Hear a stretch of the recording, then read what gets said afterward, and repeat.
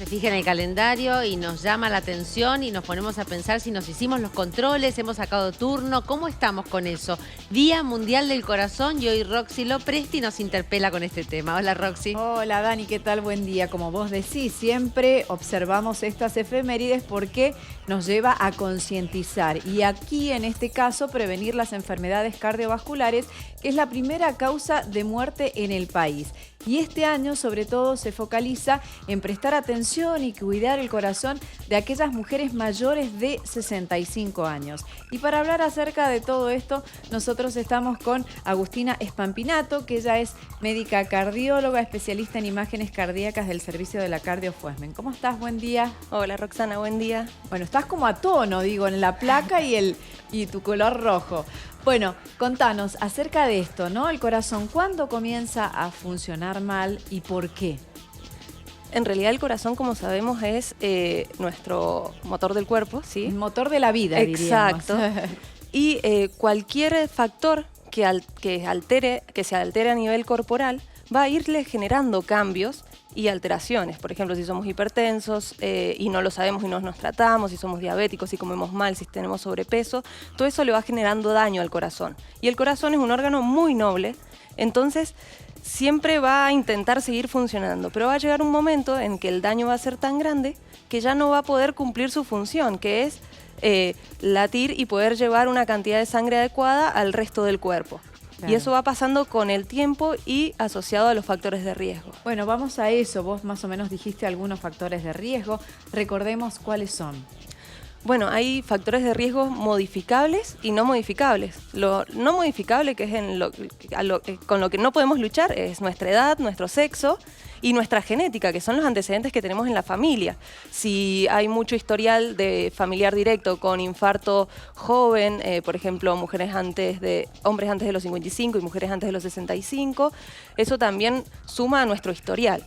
Y después están los factores modificables, que son en los que hacemos hincapié, porque es lo que podemos cambiar y es lo que va a cambiar nuestra posibilidad de tener algún evento cardiovascular. Esos son los que ya conocemos: la diabetes, la hipertensión arterial, el colesterol alto, el tabaquismo, el sedentarismo, la obesidad.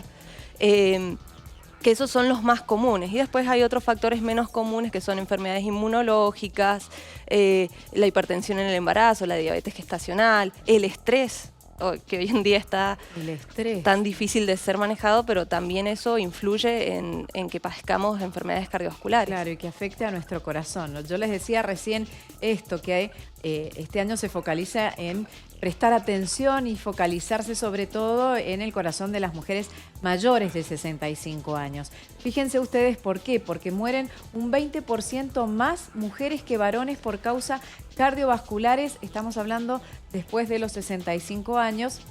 Y esto es de acuerdo a datos de la Dirección de Estadísticas e Información de la Salud de Argentina del 2021. Entonces, bueno, focalizarse en esto. ¿Y esto a qué se debe? Bueno, en realidad una frase muy linda que tiene este año el Día Mundial del Corazón es que solo podemos cuidar lo que conocemos. Entonces, por eso plantea que le enseñemos a la población en general cuáles son los factores que nos afectan y quiénes pueden padecer enfermedades cardiovasculares para poder prevenirlas. Mucho tiempo se pensó que era una enfermedad del hombre. Entonces las mujeres nos quedamos un poco desprotegidas en ese entonces. Y también siempre pensamos que nuestras hormonas nos van a cuidar, entonces también quizá tomamos menos recaudos desde jóvenes.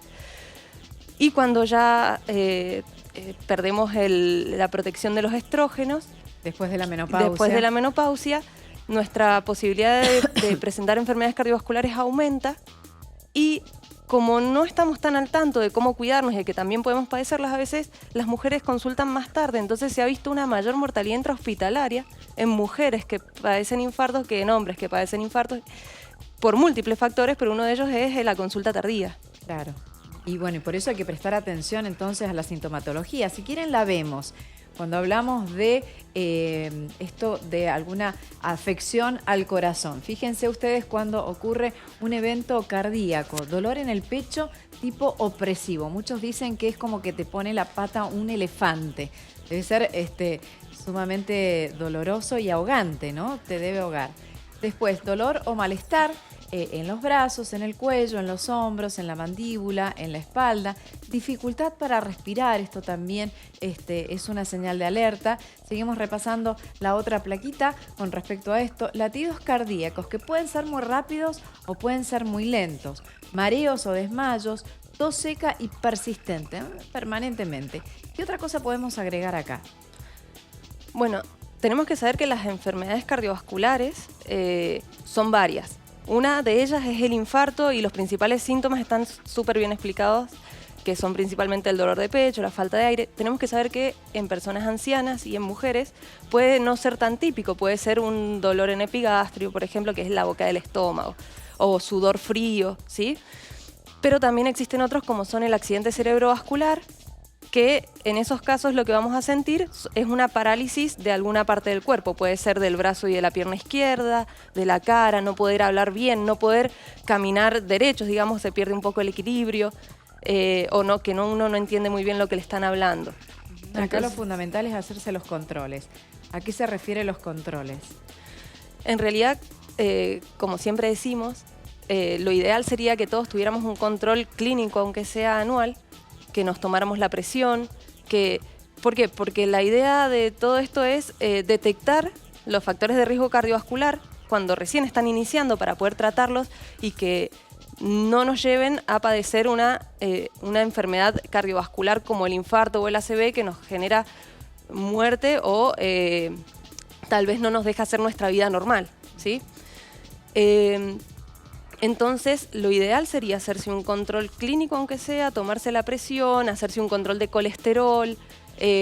Análisis clínicos. Exacto, análisis clínicos básicos y a veces se complementa según si uno hace deporte, ¿no? O sus antecedentes con algún electrocardiograma, si es necesario algún ecocardiograma. Pero el electro es fundamental.